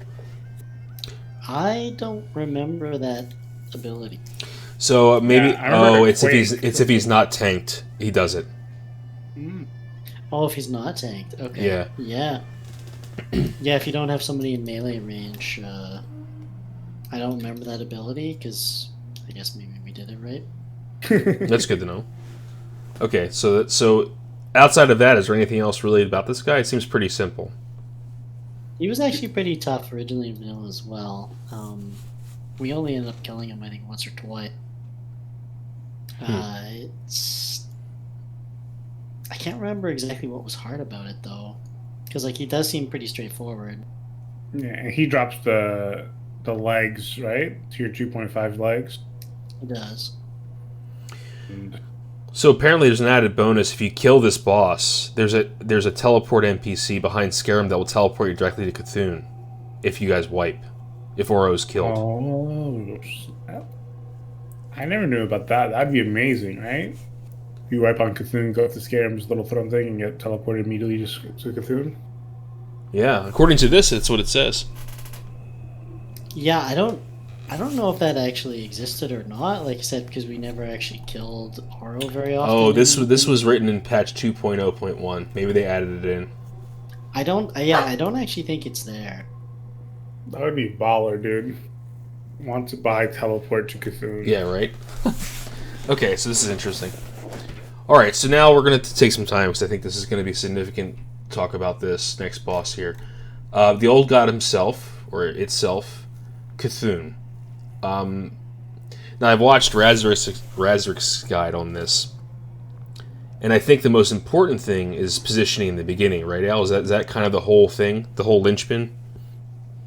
The run-in's very important on Cthulhu. His room's really interesting. There's like basically like a slit that you run in, and he'll do his first 3 attacks on whoever runs in first. Okay.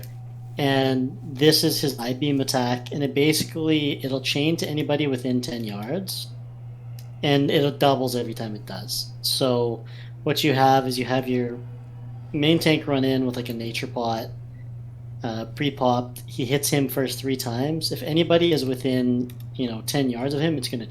So a lot of times guilds will get to him. They don't know about this. They'll run in front of his kind of doorway, and he'll begin his attack, and he'll just kill everybody because the attack. Oh my god! It's like the ultimate chain lightning. So like the people will wipe on the pull, like almost guaranteed, especially if they haven't done or they aren't really sure exactly how it works. So this is actually why it's important to have a mount, because you actually run in on your bug mount on this, and it helps people spread out really quickly, because without it, it's obviously a lot more difficult, right? Right. And he continues throughout his phase 1 to continue to he keeps doing this attack. So all throughout fighting him, you have to be spread. I think usually if it hits 3 people, 3 to 4 chains is like lethal, right? Because it's like 1,000, 2,000, 4,000, 8,000, depending on the health. Yeah. And that's if you're like fully topped, right? So it's really important. A lot of times I've been in there and people get too close together and he chains and it just kills like 4 people. Okay, so you have to. Everyone has to have a 10-yard distance or more from. Everybody has to have a 10-yard distance, and then so like during his phase 1 as well, every 45 seconds he'll summon eye stalks, and I believe it's in like an octagon around him. He's like a giant eye. He'll spawn 8 eye stalks, and those mind flay, and I believe in pre-nerf Cthulhu, these did a ton of damage and had a lot of hit points, which was nerfed in the version that we got. I think I don't know exactly, but they die pretty quickly. They can be pummeled. Usually spread your melee out around them. I think they have like maybe 2k hit points or something. So as a person who played this as a caster way back when, and now I'm going to be doing it as a melee. How does the 10-yard radius, like distance, matter for the melee? Is it only for people outside, or does the melee just bunch up on one spot? How does that work?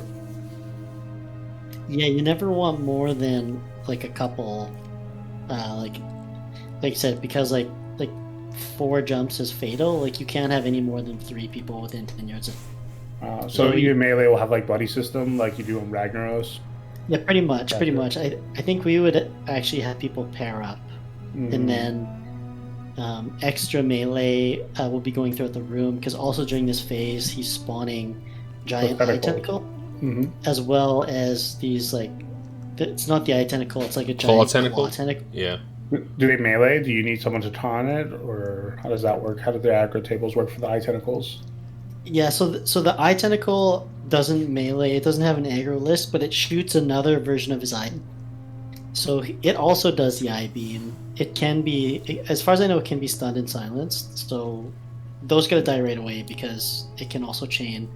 And your melee will like want to group up to kill those often, or like there can be more people gathered because like it'll spawn. People have to move to kill it, so it's often a greater risk at that time to die from a chain, because people will be moving to the side where that spawns, right? As well, there'll be the giant claw. Melee's really hard on tanks. Those need to be taunted and tanked by off tanks or whatever. People in plate. And then after that, what happens is this fight is super complex. As well, he's also spawning little tentacles that have like 3k hit points that need to be killed. They basically pop out and do like a knockback that knock people around. And then as well, he's doing another ability that he swallows people inside of him into like what people say is his stomach. There's 2 tentacles in there. Those need to be burned down for him to proceed to phase. Phase 2, you said? Yes. Well, and I would say his stomach is his stomach, because the debuff you get is digestive acid. Right. Yeah, and so in his stomach you get a stacking debuff. You can't stay in there for very long. You choose when you leave by standing on this platform that like shoots you out. And so like you stay in there, you DPS as much as you can before you're gonna die, and then you get out. It's random who gets to go in there, so it's kind of like there can be a chance that like he's only sending your healers in, and you're not able to really kill the tentacles very quickly. So you're like your first phase is going to be really prolonged. So the tentacles going down is what pushes him into phase 2. The tentacles in his stomach, yes. Okay. And then once he goes to phase 2, he goes into like a weakened stage. He turns purple. During phase 1, he takes 99% reduced damage. Wow. So you don't DPS him at all. It's basically controlling his room and killing the tentacles and things like that. And then once he goes into phase 2, I think he actually takes 100% extra damage. I'm not actually sure. Full damage, maybe. So, but during this time, the tank still has to hit him, right? Well, tank has to be outside. He can't be in the stomach, right? He has to be tanking him. Oh, like no, you don't actually. You don't tank. You don't tank him at all. He has no aggro table. He's just like doing his ability. So it's all mechanics only. It's all mechanics only. But there's one thing that I missed. He does like a crazy giant red eye beam, where he'll turn red and then he'll target somebody, and at that position he'll do a 180-degree sweep of like a one-shot ability that goes that slowly ticks like a clock, right? And so everybody has to rotate. Oh, and stay 10 yards apart. Yeah, while doing that. He just turns into Cyclops. I almost forgot it. Yeah, I totally forgot about that as well. And that one's really frustrating. Selective memory. As well, I remember, because people won't be paying attention, and they'll get hit by it right away, because he will target somebody. Does it go clockwise or counterclockwise? Do you know? I don't remember. I have to go watch the videos now. Yeah, and he'll target somebody, and everybody has to be paying attention to see who he targets last, and that person needs to move right away, because he'll target them, he'll turn red, and then you have like 2 seconds, 3 seconds to move, and if you don't move, his giant like beam. you know, Destructo red beam starts the death sweep. So if the person moves, it doesn't happen? Or it still No, happens? it does. It does. Oh, okay, it okay. just it happens on them and just one-shots them. Gotcha. It's- How do you prevent dying? Well, you have to run, right? When Well, it targets you, you gotta run. So it's a honing device, and he stays there, and you can run away. It doesn't track him. No. Okay, think of it like a clock hand, basically, and that every time the clock hand ticks, it wipes out everybody less than time. So say it starts at 12, you're standing at quarter after, it's going to target 12, and then it's going to tick to 12:05, 12:10, 12:15, and it's killing everybody in that radius as it ticks. And can you stay ahead? Can the whole raid basically come behind it? So whoever was at 11 can go towards 12 at 12:05, and then the whole room rotates. Yeah, so once it's like a line. So once it's ticked past that point, you can run in behind it, right? And then you're safe. But if you're in front of it as it's moving, like you have to move the full 180 degrees around the circle. Yeah, and if you were at noon, you end up at 6. If you were at 6, you end up at noon. Right. Correct. That's so fun. All right, so let me recap phase 1. You run in. Everyone's got to be 10 yards apart. You are killing stalks when they spawn. If you're getting spawned into the stomach, you have to DPS the tentacles. The reason you're 10 yards apart is because you don't want to get chain lightning and die. You also have to watch out for this 180 degree beam. So is that kind of phase 1 in a nutshell? Yes. Okay. So let's pretend the tentacles inside the stomach die. Now what happens? He goes into like a weakened stage. He turns purple, and then you can DPS him, and it deals full damage. There might even be a damage bonus. I can't remember. Everybody basically DPSs him. It's really important at this point to be like your raids keeping all the tentacles and stuff down, because like those are the priority even kind of when he's weakened, because they have so many like one-shot abilities on your raid. Like if they're not CC'd or killed, it's going to cause issues. The giant claw tentacle can usually be off tanked, I think, during this phase. But like definitely the eye beams have to die no matter what. And he's weak. He goes into like a weakened state. He's not spawning the eye stalks. Okay. He's not spawning any of the other tentacles or anything like that. You just get to go ham on him. Is he still doing chain lightning and eye beam though? He's not. He's okay. not. Okay. So you can, at this point, you can get together. You don't have to be 10 yards apart then? That's right. Everybody converges and just goes ham on him. And on him or the tentacles? On him. Gotcha. And I believe it's possible with really good DPS to one phase this. Most guilds will be 2 to 3. Right now, I'd say, with the way DPS is, 2. So then it recycles back to phase 1? Yep, and then after, like, you have like 45 seconds something during the weakened stage, then it goes back to the first phase where, he's spawning all the tentacles and his stomach, like, regrows or whatever, and you have to basically go through it again. It's like a... Okay. So does he have an enrage? Do you know? There's no time limit. Okay. I don't remember. Yeah, sure, he doesn't have an enrage. His abilities, like, they're so lethal and do so much damage that eventually it's... people are dying. Gotcha. Yeah, so basically you kill the eye tentacles, you spread out to avoid the chain eye beam thingy, and you don't want to stay in the stomach for more than 10 stacks of that acid, right? And you slowly chip away at him and kill him eventually. How many people get teleported at a time? Just one, but like one is every like 15 seconds or so. Okay.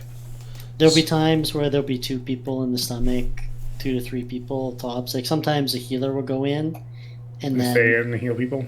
and heal people to get the tentacle down faster. Interesting. This seems like a really fun fight.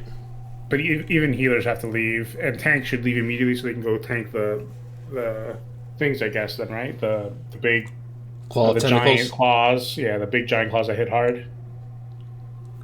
How many claw tentacles can be up at a time? I don't think there's a limit on it, actually. So during phase 1, the non-damage phase, you want to kill these things pretty quickly. The claw And tentacles. they do twice the damage of the small claws, if I remember correctly. Okay. They do a lot of damage. But, like, yeah, so, like, if you're losing people, you're not able to keep up with the damage on those, as well as the eye stalk tentacles as well. You lose too many people, those aren't dying, like, eventually that's going to kill you. Cool. Is there anything else we need to talk about with Cthulhu? Good luck. Good luck. It's a tough fight. Even when we were clearing Nax, my guild, we still struggled with Cthulhu. Wow. We wouldn't kill him every week. There's a reason why his loot is so freaking insane. Dude, I want a Dark Edge of Insanity even though I'm not playing Enhancement. Are you serious? Well, I want one, of course. I'm not going to get one, but I would like one. All I want in life is a Death Sting as a tank with no bindings. That's not for me. The robes will not allow it. I Dark Edge real bad too. Do you? Yeah, I played a mage originally in vanilla, and there was a warrior on my realm who had that, and I dueled against him a lot. That thing procs like crazy. Yeah. And it's like a Disorder, right? It like blurs up your whole screen and everything. It is, and it doesn't break on damage either, so it's like you can like chain stun lock somebody. It's like mace stun 1 point. That's Wow. Yes. Cool. So we've made it to the end. Is there anything we did not talk about that needs to be addressed now? Kind of cool. There's a little bit of a catch-up mechanic with the loot. All the bosses have a chance to drop armaments, and it lets you, if you've had like bad luck in BWL with getting like caster weapons or healer weapons or tank weapons or a shield or anything, it's basically a token that you turn in for loot with Elementium ore, and those NPCs are right before you fight Cthulhu. So you have they to kind of clear all the way there. they're all the way there. So Blizzard kind of realized, I think at this point, that, you know what, the way RNG works, sometimes guilds, you know, they go throughout all BWL and the tank shield never drops, and the tank is going to AQ using Drill bore, like me, or you know, like you don't have Welcomere drop, and your casters, you know, don't have good healing weapons. So these actually turn in for like your weapons in AQ, or basically these things, which are like very strong, very good weapons. Do you remember what the drop rate was? Because I've heard horror stories, and I don't remember at all, like how often armaments dropped. It was decent. I think we would get, if it wasn't one per run, it was one every other run. Okay, it's not bad at all. Do you consider how good those weapons are? Yeah, they were fairly common. Like, I remember whoever would want one would eventually Gotcha. on both private and cloud. So I would recommend that you do not give it to any hunters for that bow, and you do not give it to a tank for that shield. It definitely should go to like tanks and DPS for like the daggers and axes and so forth, right? Yeah, some really good stuff. Like I knew the Pugio is really good. That's the one-handed dagger. It has one hit, one crit, and like 60 attack power and stamina on it, 60 DPS. Really good. For guilds that have tank sword and board, the shield's actually really good. It's like really close to being on level with the Gardor. Yeah, it has like 20 stam on it. apparently these are all melee pieces though, and Hunter. There's nothing for healers. You have the Regalia. It has a staff of all types and a mace for feral druids even with defense on it. Oh, if the Regalia drops, okay. Yep. Yeah, they're different armaments. Oh, Regalia, Yeah, I see it now. Yep, okay. And you hope you get the armaments because they're much better. Oh, staff, 76 damage and healing, 2% crit staff. And one hit. Oh, no, 2 hit, 1 crit. So this is interesting. The staff does 76 damage and healing, 2% spell hit, and 1% spell crit. That's really nice. There's another staff that has 143 bonus healing, 15 mana per 5, and the Blessed Karaji Warhammer, which is for bears. That's from the Regalia, yeah. What Ayle says is probably accurate there, is where it's like catch up, right? Because Benediction's not that much worse than that healing staff, right? No, it's not. And like looking at Staff of the Shadow Flame, most people would probably prefer that over the 2 hit from because they already hit capture true. stuff with Bloodvine, and they'd rather get like a silhouetted femur or whatever, right? Yeah, but the War Axe improves chance to hit a critical strike by 1%, 14 attack power. It's the only thing that replaces like a Deathbringer at that point, right? Like you just put it gives intellect though. That's funny. Yeah, it was definitely built for TBC for you shamans, enhancement shamans. Yeah, right. Because you can dual wield them. You can have 2 of them. Wow, the musket is a pretty nice gun. No, it's way too fast for a hunter. Oh yeah, 2.6. Yeah, you would never use that. It'd be sad if a hunter ever wanted that. Pugyo is 1% crit, 1% hit, 18 attack power. It's a dagger, and then the Bulwark is 3% block, block value by 15, defense by 8. Yeah, that's pretty good. And why is everybody ever wearing a shield? That's cool. It's a cool looking shield too. But so yeah, this is really cool. Thanks, guys. I think we went through a lot of information here. Anything else, Al, before we end, or Bill? Anything else? I mean, win the roll in the red mount. Why is the red mount so high end? It's just like a Corvette and a Ferrari. Red is fast, right? Or it's actually much rarer than the other ones. Like green, blue, yellow, bug mounts. They're all really common. The red one is like much less common than those. Like interesting. You'll end up like it's like you'll get like the other mount. They'll drop every trash pull. You get one. Red mount, you'll see one like maybe, one every 4 clears, maybe. Wow. But it doesn't do anything better, right? It's just the same. It's not like the black one that has special properties. Yep, it has special properties. It's just rarer and looks cooler, so everybody wants it. Got it. I actually like the blue one. I got that on my mage because I had, back then, a blue aesthetic going for me, but I'm trying to remember if I got one ever on my warrior. All right, guys, we're going to round up. Thanks for watching. Thanks, Ayle and Bill, for being here, and I hope you guys I hope everyone here listening has a great time in AQ, and I hope you guys down Cthulhu. It's going to be tough. I think this is going to be the first raid that kind of separates some guilds. I think it's going to be like, I think Cthulhu, let's just say the Twin Imps of Cthulhu might be something that kind of finally is going to be a challenge in this game. Do you guys agree with that? I think Viscidus is going to be challenging from what it sounds like. That'll be fun. Yeah. Definitely a step up. I was discussing with another friend that I played vanilla with originally, like where would we rank the difficulty? Would say like maybe Skeram is on like a Chromagus level. Oh wow. But and then like it goes up from there, and I would say, starting with like Fankriss is pretty easy, but definitely Huhuran is like a step up. You don't think it's just Veil, like fast like Veil? Oh, I don't think so. I think just that how much more technical the fights are, it's gonna catch guilds, off guard, and mistakes can really snowball and get out of hand quickly. Where still, even there's like a lot of fights where like you can carry some people. It starts to get to be a lot more challenging. I will know that was like the raid that I eventually stopped raiding. Like Broken Cthulhu destroyed my guild pretty much, and it made me feel burnt out. I wonder how the consume usage is going to make. Like I used to fully consume back then, but world buffs and consumes, like in our current raids, when we lose world buffs, that's demoralizing. I wonder how that feels in AQ when you have it on farm and Cthulhu still beats you. It's really rough too, because AQ is such a long raid. The place is like, I think a lot of guilds will do it over 2 nights even. Yeah.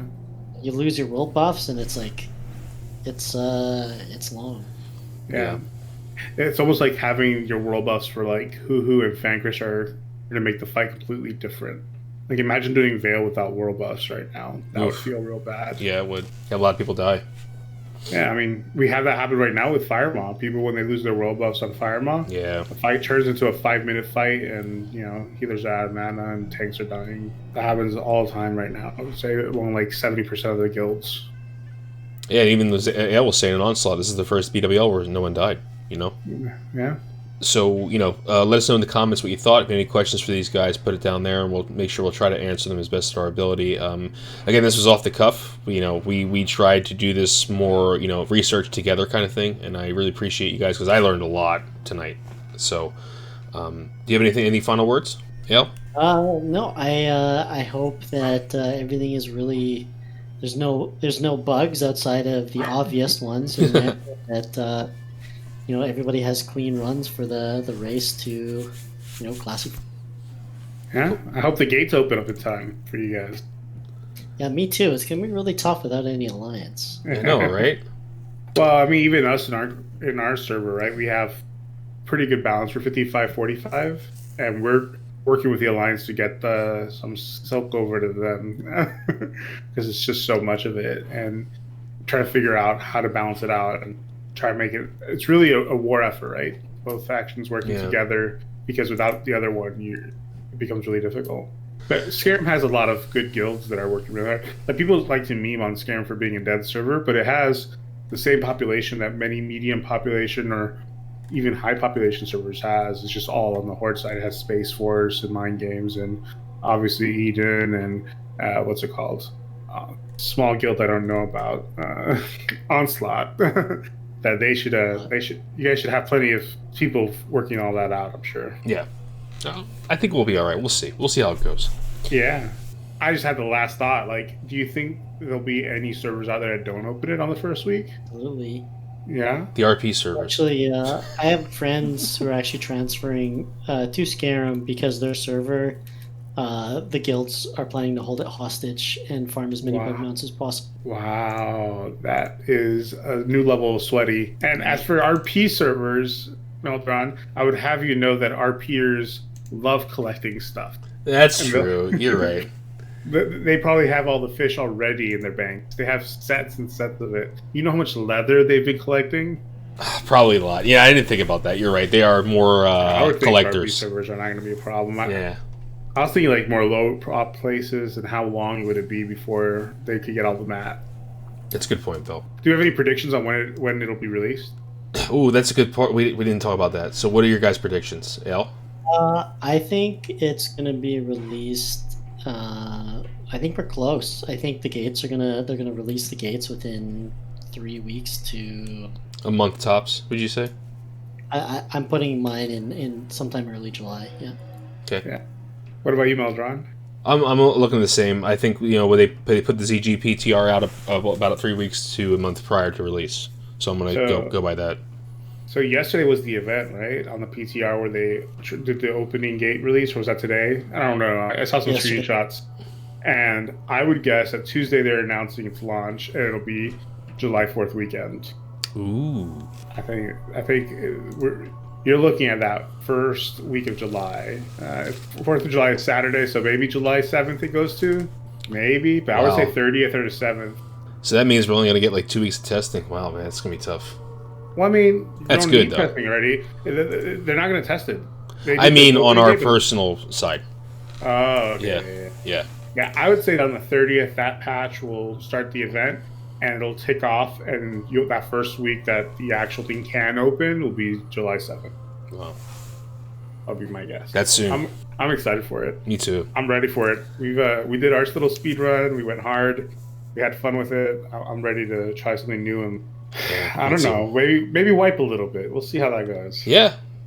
I'm sure we're going to wipe at least. We're at least going to be wiping it on our PTR. I know that's going to happen. So, all right, guys. Thanks for being here. Keep on and grinding, guys. And thanks for watching or listening to another Defcamp Melderon TV video / podcast. Take it easy.